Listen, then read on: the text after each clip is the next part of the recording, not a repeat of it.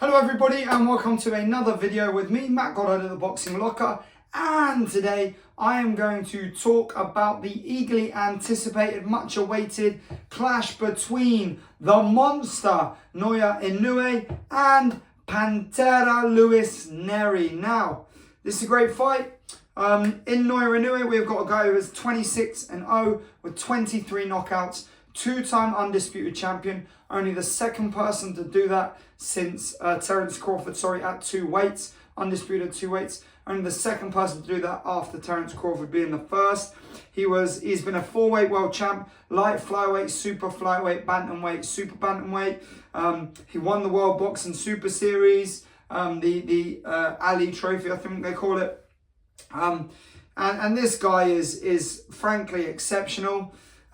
His opponent, Luis Nery, 35-1, 27 knockouts. Got knocked out by Brandon Figueroa. And you know, that's something, a concept that's almost alien to Inoue. He hasn't been knocked out, he hasn't lost. So will that make an impact? We'll go through all that shortly. When we talk about opponents, the depth of quality in Inoue's resume is very clear. Omar Narvaez knocked him out. Jamie McDonnell knocked him out. Juan Carlos Payano, one of the best knockouts I've ever seen, knocked him out. Emmanuel Rodriguez knocked him out. He got the unanimous decision against Nonito Donaire. Now that unanimous decision was hard fought. That was a tough fight.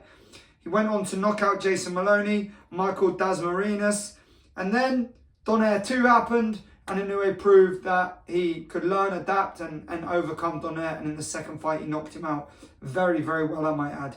He knocked out Paul Butler, knocked out Stephen Fulton, who, me included, was rated very highly with regards to skill set and capabilities. And Inoue undone him entirely. And then, of course, he knocked out late in a lackluster performance, I would say, but developing. As the fight went on, he got better and better. Knocked out Marlon Tapanes to go undisputed at the second weight. Luis Nery, the only big name he's really got is the loss to Brandon Figueroa, and he knocked out Juan Carlos Payano after Inoue had already knocked Payano out. Nery is a Mexican fighter. He's reasonably good all round. He's got, as you can tell from his record, he's got good punch power. A 77% knockout record, which is quite impressive. However, he is knocking out names that most people are not going to recall or know. You're not going to know the fighters. Inoue, however, has been knocking out, as I said, with those names, some very, very good names in there, with an 88-89% knockout ratio. So this is a very interesting fight. As a Mexican, you know, Nery's going to come in there courageous, brave, and he's going to work hard to get the victory. He knows the monster that he's up against, pardon the pun. He knows the monster that he's up against, and as such, he will have prepared accordingly. Nobody is going to take Inoue lightly, because, you know, this isn't a guy who's just going to cruise through and beat you comfortably. He's going to try and take your head off, and you have to be prepared for war. And that involves training very hard, which I'm sure Nery has. Now, they both debuted at the same time. Stylistically, I think Inoue has everything that he needs to outbox, outpunch, and eventually stop Nery. Do I think Nery has any sort of skills that will translate into defeating Inoue? Is very doubtful from my perspective. I think Inoue defensively, with regards to footwork, with regards to shot selection, with regards to body attacks, with regards to his jab, is just a level above Nery. There's a big issue that a contingent of the boxing fan base, and I would argue that they are Americans, almost uniquely Americans, argue that Inoue isn't a superstar until he boxes in the US. Well, actually, he has boxed in the US 3 times, I believe, twice in Vegas, and once in Scotland. So for a guy who is a superstar in his own country, sells out stadiums, and can't walk the streets without being harassed by hordes of adoring fans, I mean, that's pretty impressive. They don't seem to apply the same logic to American boxers going abroad to develop their own global profile. However, you know, I think there is a US-centric idea that boxing is in the USA solely, which of course excludes most of Europe, most European boxers. Germany has a great internal boxing contingent. Japan in Asia has an enormous boxing contingent. Australia is growing in the boxing market, lots of African fighters. I don't think you exclusively have to box in America. However, there is of course network links there that will promote you to a larger number of people. Unless, as I said, like Nery Inoue, you are a superstar in your own country.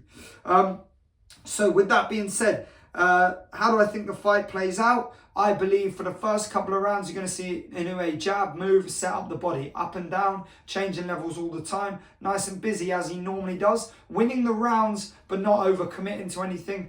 Judging, okay, he's always judging, he's assessing reactions, responses, he's assessing positioning, assessing how his movement forces the opponent to react. He's actually very, very intelligent and does not get enough credit for that. What happens then is as the fight progresses, he'll be a little bit more active with the counters. After he evades, he'll set up shots, a few more feints. Now the feints open the gap for him to increase the volume of attack, bit more shot selection, get down to the body. I think at this point, Nery will start backing up. I'm talking around 4, 5, 6. And then round 6, 7, 8, we're going to see an Inoue stoppage or knockout. I believe it will probably be a stoppage because I don't think Nery will go down easy. I think we're going to see Inoue in there struggling to have the same impact in his shots because obviously he's moved up a weight class and this is going to be a little bit more difficult for him because he needs to adjust to the weight, which is perfectly reasonable, and it's going to take him time. And actually, it's a sensible route that more boxers should do rather than just diving in at the deep end and finding themselves in deep water, unable to swim because they realise, you know, they haven't got their life bands around their arms, you know. They're just not heavy enough, they're just not big enough, and they haven't let their bodies properly acclimate to the weight class that they're fighting in. So there we have it, guys. That's my prediction. Inoue stoppage or knockout round 6, 7, 8. I'm going to say round 6, 7, 8. Let me know your thoughts in the comments below. Don't forget to like, subscribe if you haven't already, and if you do, please share my page with all your friends far and wide. Tag them in the comments. I don't know if you can do that on YouTube. Let them know on Instagram, all of them places. And the wider you can spread the message, the better for me. Thank you to everybody who's already subscribed. Big love to you all. I cannot say how much I appreciate it. I'm really putting a lot more time into my YouTube now. So hopefully you guys will not regret that decision. Have a wonderful day. Take care.